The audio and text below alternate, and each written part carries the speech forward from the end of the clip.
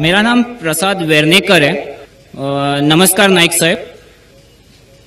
मेरा सवाल यह है कि कौन सा धर्म, किताब या जाति ये इजाजत देती है कि मासूम जानवरों का कत्ल किया जाए, I mean to fulfil his hunger और taste. Like in case of Muslim, you celebrate Bakri Eid, which favors killing of goats, I mean, as a means of festival. I mean, hearing to your comments on Islamism and other religions, what I understand is your religion favors this festival in a more spirited manner, because Hinduism doesn't do so. They don't believe in killing goats, but accept that there are non-vegetarians who prefer eating chicken and goat and others. But does Islam favor this thing? भाई साहब का बहुत अच्छा सवाल है। भाई साहब ने पूछा है पहले कि कौन सा मजहब है जो मासूम जानवरों को कत्ल करने की इजाजत देता है। फिर उसने कहा कि इस्लाम में आप जानवर का कत्ल करते हैं, आप नॉनवेज खाते हैं, हिंदू धर्म में इसकी ममानियत है। आपका सवाल है कौन सा मजहब। पहले मैं इस्लाम का जिक्र करूंगा, बाद में इंशाअल्लाह दिगर मजहब का भी जिक्र करूंगा।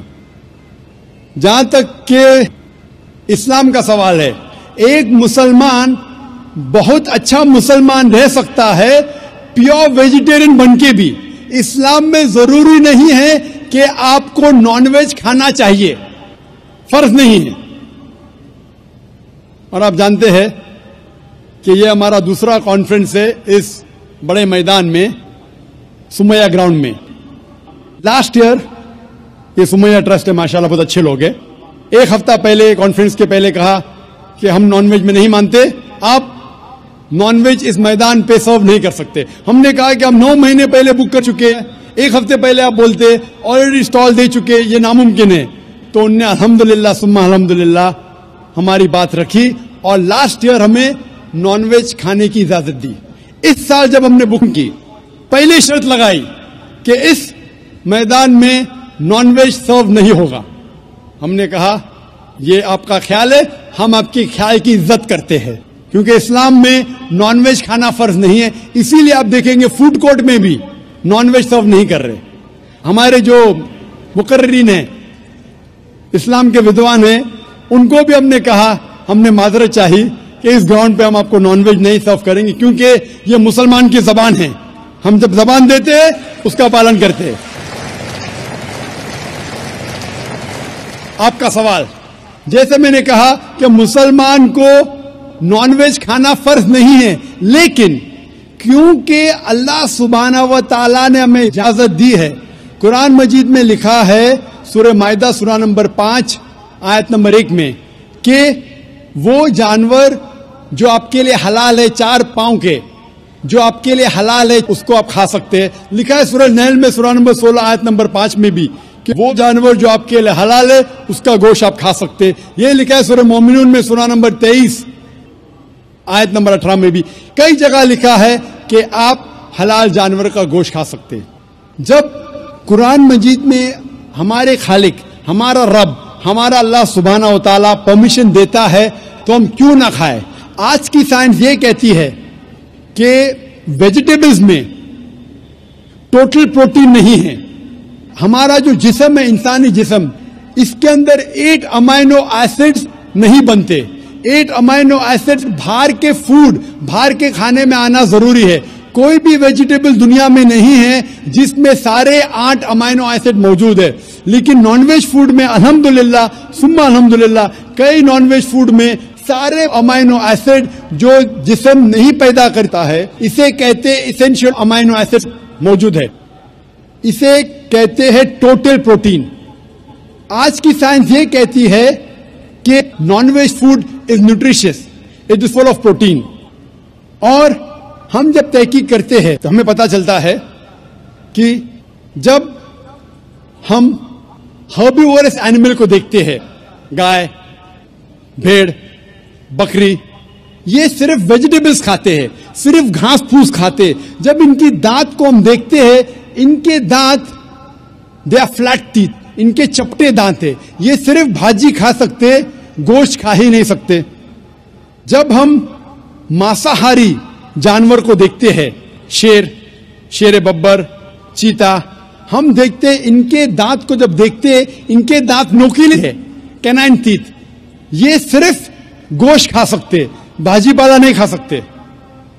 लेकिन जब हम इंसान के दांत, आप अगर जाएंगे मिरर में देखेंगे, आईने में अपने दांत, मैं देखूंगा अपने दांत, तो पता लगता है कि खुदा ने हमें चपटे दांत दिए, फ्लैट टीथ, उसके साथ साथ नोकीले दांत दिए, herbivores teeth and carnivorous teeth. अगर ईश्वर चाहता था कि सिर्फ मैं भाजी पाला खाऊं, तो ये नोकीले दांत क्यों दिए? गोश्त खाने के लिए।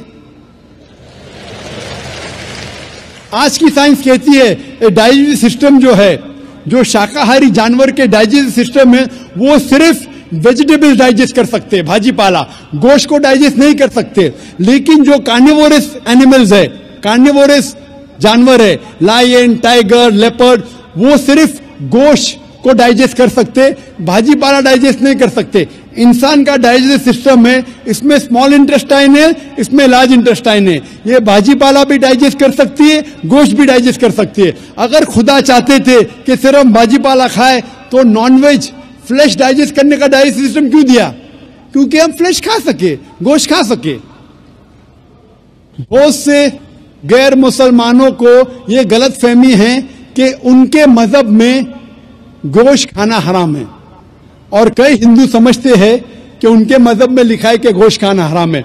और आपने कहा कि हमारे धर्म में गोश्त खाना हराम है। भाई साहब, आपको आपके धर्म का इल्म कम है, इसीलिए मैं कहता हूं कि हिंदुइज्म जानने के लिए हिंदू की तरफ मत देखिए, हिंदू ग्रंथ का मुताला कीजिए। जब आप हिंदू ग्रंथ का मुताला करते हैं, लिखा है मनुस्मृति में चैप्टर नंबर 5 श्लोक नंबर 30 में, उसमें लिखा है कि ईश्वर ने कुछ जानवर बनाए खाने के लिए और कुछ जानवर को खा जाने के लिए।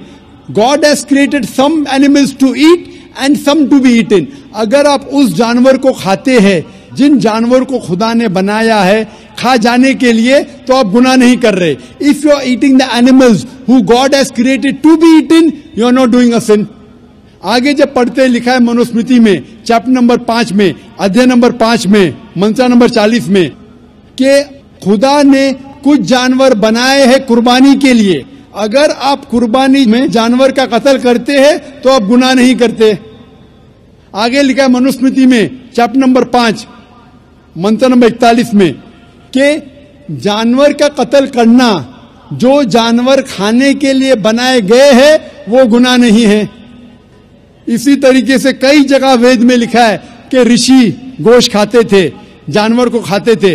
वक्त नहीं है डिटेल में बात करने का, लेकिन अगर आप महाभारत पढ़ेंगे अनुशासन पर्व चैप्टर नंबर 88, इसके अंदर युधिष्ठिर जो पांडव का एक भाई था, वो पूछता है भीष्म से कि हम यज्ञ में, पूजा में क्या खाना दे भगवान को, ईश्वर को, ताकि हमारे पुरखों को संतुष्ट मिले।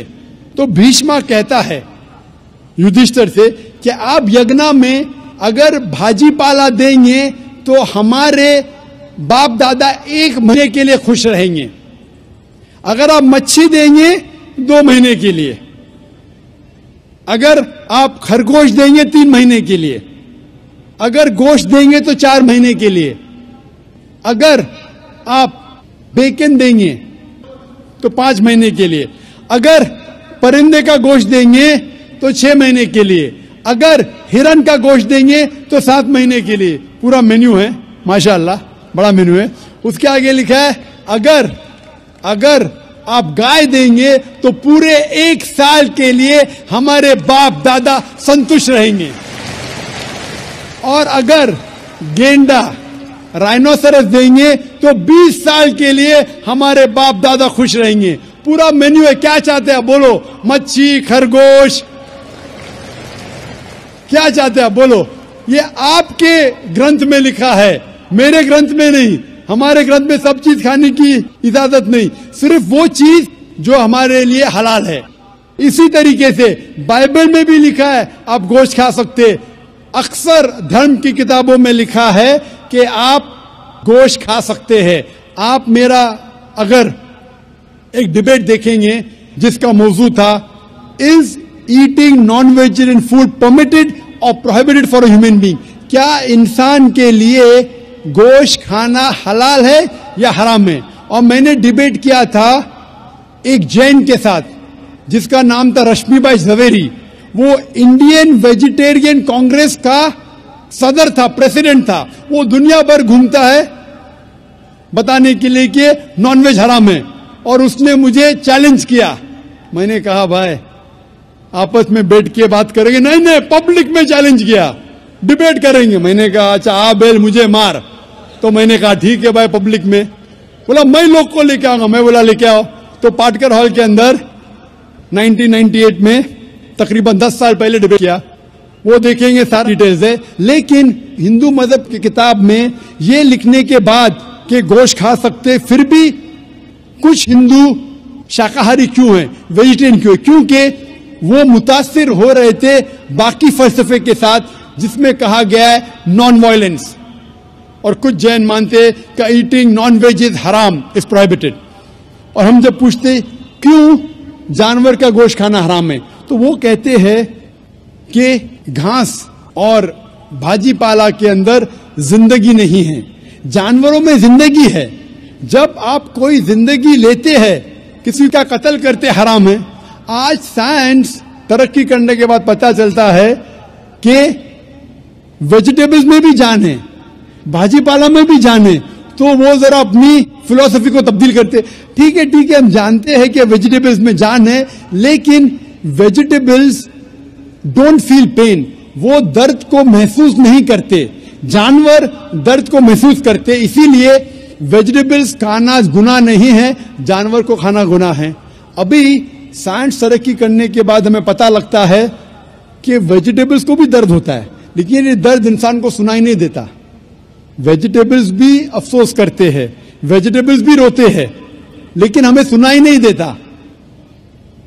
तो अभी उनका फलसफा बदल गया। वो कहते हैं अच्छा ठीक है, मानते हैं कि वेजिटेबल्स में जान है, वेजिटेबल्स को दर्द महसूस होता है, लेकिन वेजिटेबल के पास तकरीबन 3 सेंसेस है, जानवर के पास 5 सेंसेस है।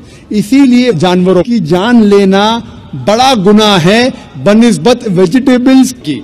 मैं कहता हूं सिर्फ डिबेट के तौर पे, argument, for sake of argument, मैं आपकी बात मानता हूं। क्या वेजिटेबल्स के 3 सेंसेस है और जानवर के 5 सेंसेस है? मैं उस शख्स से सवाल करता हूं कि मान लो आपका छोटा भाई गूंगा और बहरा पैदा होता है, वो सुन नहीं सकता है, बोल नहीं सकता। जब वो बड़ा होता है तो एक इंसान आपके छोटे भाई का कत्ल करता है, क्या आप जाके जज से कहेंगे मी लॉर्ड इस कातिल को कम सजा दो क्योंकि मेरे भाई के पास 2 सेंसेस कम थे, वो सुन भी नहीं सकता था, बोल भी नहीं सकता था? आप उल्टा कहेंगे मी लॉर्ड जज इस कातिल को डबल पनिशमेंट दो, डबल सजा दो, वो तो मेरा भाई मासूम था, बेचारा सुन भी नहीं सकता था और बोल भी नहीं सकता था। इस्लाम में 2 सेंसेस कम या ज्यादा के वजह से कोई खाना हराम या हलाल नहीं होता है। जो चीज आपके लिए तैयब है वो आप खा सकते हैं।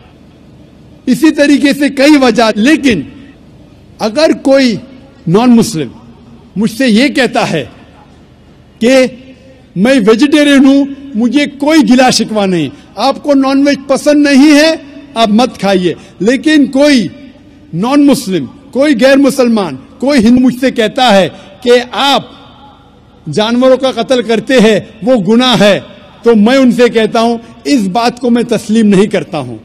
आप अगर गोश्त नहीं खाना चाहते हैं, मैं आपसे खुश हूं। अगर हिंदुस्तान में सब गैर मुस्लिम गोश्त खाने लगेंगे तो गोश्त का भाव बढ़ जाएगा। तो मुझे कोई गिला शिकवा नहीं अगर गैर मुस्लिम गोश्त नहीं खाते, लेकिन अगर मुझसे कहते हैं कि गोश्त खाना गुनाह है तो मैं ये जवाब देता हूं। अभी आपको संतुष्ट हो चुका होगा कि साइंस के मुताबिक, आपके मजहब की किताब के मुताबिक, कुरान के मुताबिक गोश्त खाने की इजाजत है सारे इंसानों को। Hope the answers the question.